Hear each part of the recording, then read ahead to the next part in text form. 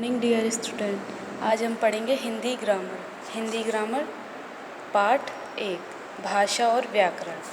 तो सबसे पहले हम देखेंगे कि हमें 2 चित्र दिए गए हैं। तो इसमें देखो, ये दादी 2 बच्चों को कहानियाँ सुना रही हैं या कोई अपनी बात समझा रही हैं या अच्छी बात बता रही हैं। यहाँ पे दादाजी टीवी देख रहे हैं, यहाँ पे मम्मी आंटी जो भी है वो फ़ोन पे बात कर रही है। नेक्स्ट, इसमें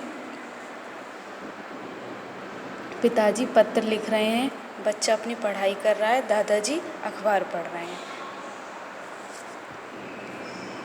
नेक्स्ट देखिए, भाषा अपने या दूसरे के भावों अथवा विचारों को समझने और समझाने का साधन है। तो भाषा,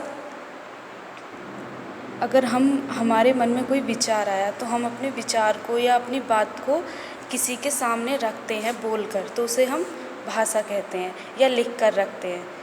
ठीक है, जैसे मैं आपको बोलकर समझा रही हूँ, आप मेरी बात को सुन रहे हैं, तो वो भाषा है। अगर मैं आपको लिखकर होमवर्क देती हूँ और आप उसको पढ़ते हैं, तो वो भी भाषा है। भाषा के 2 रूप होते हैं, मौखिक भाषा और लिखित भाषा।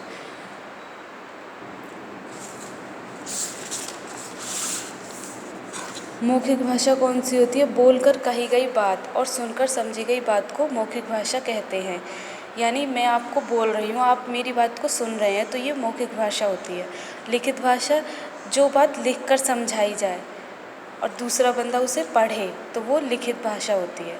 ठीक है, अगर आपसे कोई पूछेगा कि भाषा की परिभाषा क्या है या भाषा को हम कैसे लिखते हैं, तो आप लिख सकते हैं, भाषा अपने या दूसरों के भावों अथवा विचारों को समझने और समझाने का साधन है। अगर आपसे पूछा जाए भाषा के कितने रूप होते हैं, तो भाषा के 2 रूप होते हैं, मौखिक भाषा, लिखित भाषा। मौखिक भाषा क्या होती है? बोलकर कही गई बात और सुनकर समझी गई बात को मौखिक भाषा कहते हैं। लिखित भाषा क्या है? लिखित भाषा है लिखकर कही गई बात और पढ़कर समझी गई बात को लिखित भाषा कहते हैं।